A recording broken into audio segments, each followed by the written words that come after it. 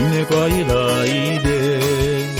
Niye sana şulay bir sınılap giledin? Aşırattım seni bir sınışınlap da seni koydaydı. Mini götken şokta aşırattım seni bir sınışınlap da seni koydaydı. Min götken şokta Olma ağaçlarda şeşeğini kıygan sarı yaprakına yangırlar yoğan.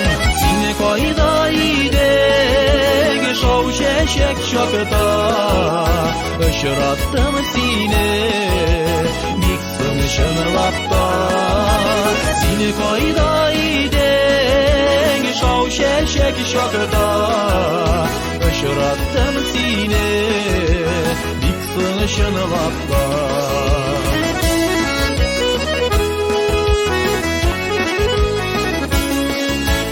Köttüm yine seni köttüm izledim şunu mehabetten ümit üzmedim. Niye sana şulay bir sınılap giledin?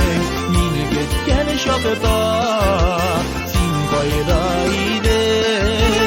Niye sana şulay bir sınılap giledin?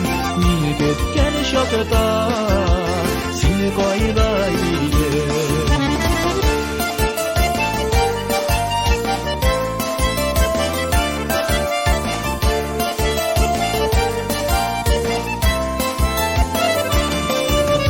Yalnız geçtim mi nişe yazılarını kötüp yaşadım yazmış yazılanı.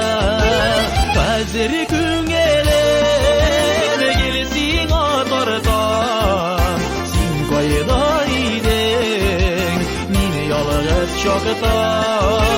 Hazır gün gelir gelsin atardan seni koydaydın mini kötüken şokta.